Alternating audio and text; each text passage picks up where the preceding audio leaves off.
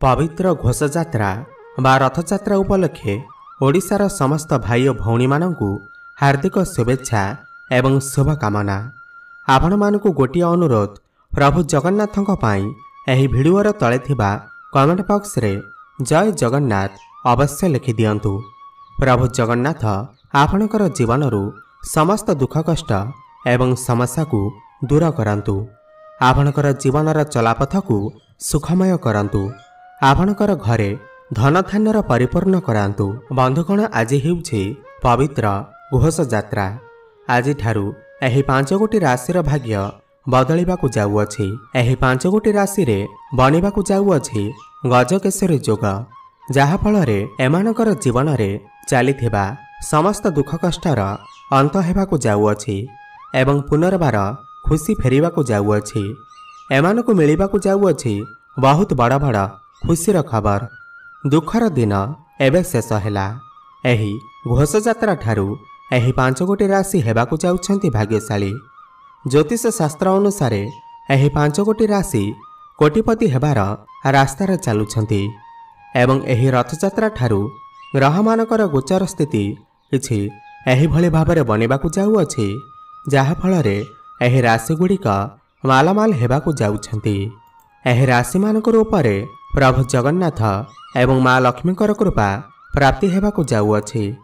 ପ୍ରଭୁ ଜଗନ୍ନାଥଙ୍କର କୃପାରୁ ଆପଣମାନଙ୍କୁ ସଠିକ୍ ସମୟରେ ବହୁତ ବଡ଼ ବଡ଼ ଧନଲାଭ ହେବାର ଅଛି।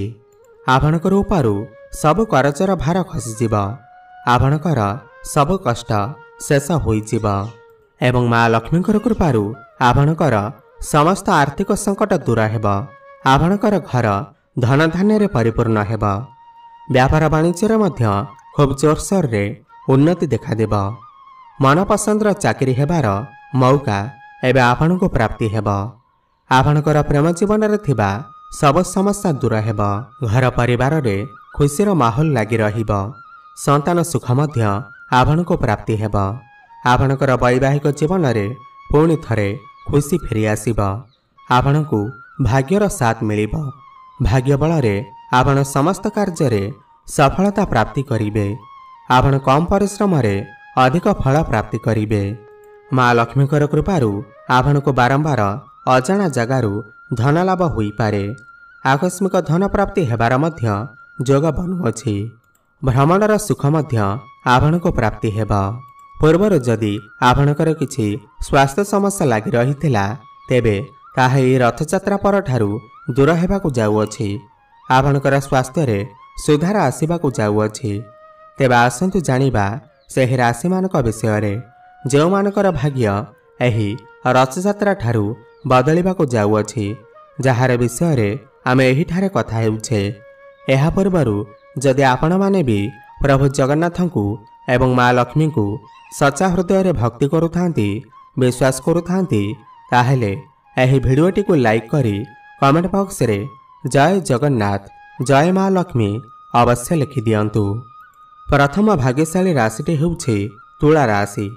ଆପଣଙ୍କୁ ଆପଣଙ୍କର ଜୀବନରେ ଏହି ରଥଯାତ୍ରା ପରଠାରୁ ଅପାର ସଫଳତା ମିଳିବାର ସମ୍ଭାବନା ନଜର ଆସୁଅଛି।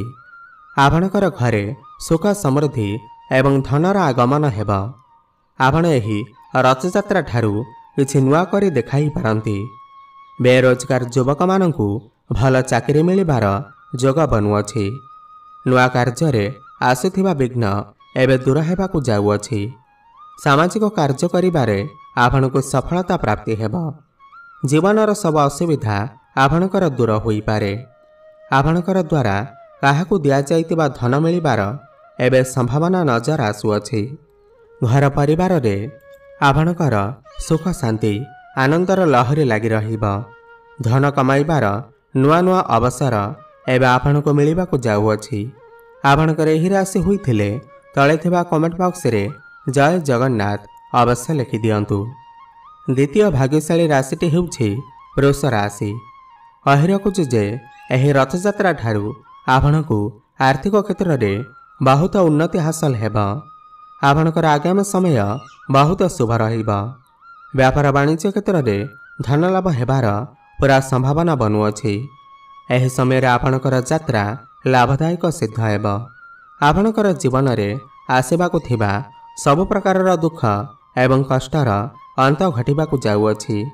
चाकरी करुवा व्यक्तिविशेष मानक पई एही रथयात्रा परर समय सबुठार अधिक शुभ रहिब। एही राशिर व्यक्तिविशेष मानकर घरे अधिक मात्रा खुशीर वर्षा हेब। आपणकर प्रेम जीवन में मध्य खुशीर माहौल लगी रहिब। आपणकर एही राशि होइथिले तले थिबा कमेंट बॉक्स रे जय जगन्नाथ अवश्य लिखि दियंतु। तृतीय भाग्यशाली राशिटी हेउछि मिथुन राशि। कहि देउछि जे एही राशिर व्यक्तिविशेष मानकर उपरे माँ लक्ष्मी एवं प्रभु जगन्नाथंकर अपार कृपा दृष्टि बनिबाकु जाउअछि। आपण मानुक आपणकर जीवन में सफलता मिलिबार एबे जोग बनुअछि। आपण मानुक आर्थिक संकट ठारू मुक्ति मिलिब। आपण मानुक निश्चिंत भावरे सफलता मिलिब। आपण माने दिन राति परिश्रम करी उन्नति करने सहित गोटे नुआ परिचय सृष्टि करिवे। आपण माने महत्वपूर्ण कार्य निर्णय नेबारे सफल होई पारंती।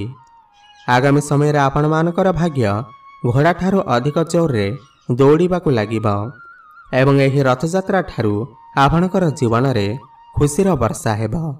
आपण मानक पई धन गोटे नुआ धारा बनिब। अचानक भावरे आपणक आर्थिक लाभ मिलिबार संभावना बनुअछि। आपणकर एही राशि होइथिले तळे थिबा कमेंट बॉक्स रे जय जगन्नाथ अवश्य लिखि दियंतु। चतुर्थ भाग्यशाली राशिटी हेउछि कन्या राशि। कहि देउछि जे आपणकर घरे सुख समृद्धि एवं धनर आगमन हेब, जहा फलरे सामाजिक प्रतिष्ठार आपण मानकर भाग्य खोलिब। आपण मानक व्यापार वाणिज्य क्षेत्र में लाभ हेबार पूरा संभावना नजर आसुअछि। चाकरी क्षेत्र में उन्नतिर कौनसी बड़ा खुशी खबर आपणको प्राप्ति होई पारे। धनर अपार वृद्धि एवं चाकरी प्रमोशन हेबार जोग मध्य बनुअछि।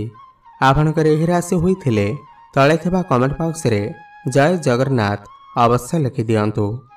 पंचम भाग्यशाली राशिटी हेउछि बिछा राशि। जानि रखंतु जे माँ लक्ष्मी एवं प्रभु जगन्नाथंकर दया दृष्टि आपणकर जीवन में सबु प्रकार खुशी आसवाक जाऊँगी। आपण माने कठिन कठिन कार्य को भी मध्य अति सहजरे करी आगक आगक बढ़ी चलिए।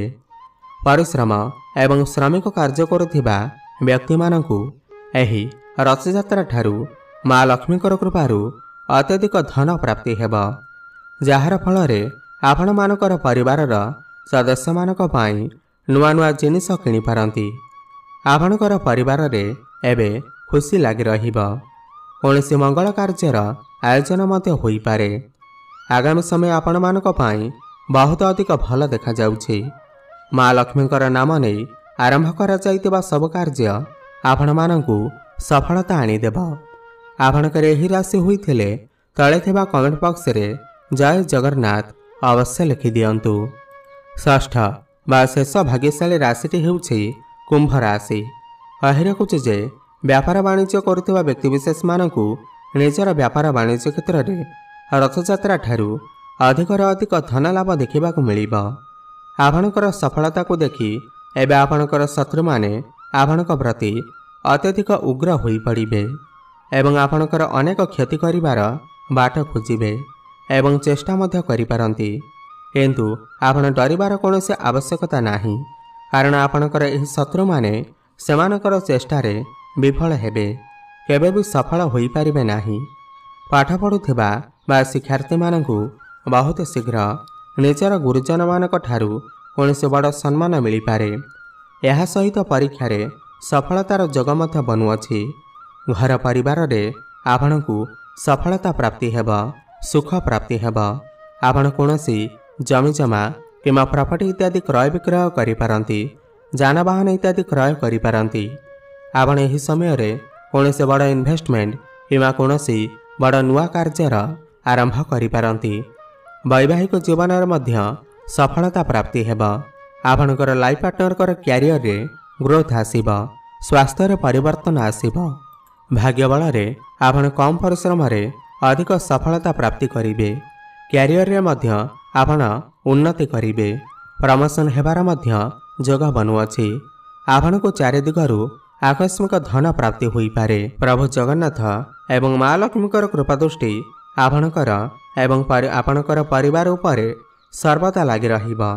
जदि आपण माने मध्य माँ लक्ष्मी एवं प्रभु जगन्नाथ को सच्चा हृदय भक्ति करुथांती विश्वास करुथांती तेबे एही भिडियोटी को लाइक करी कमेंट बॉक्स रे जय जगन्नाथ जय माँ लक्ष्मी अवश्य लिखि दियंतु।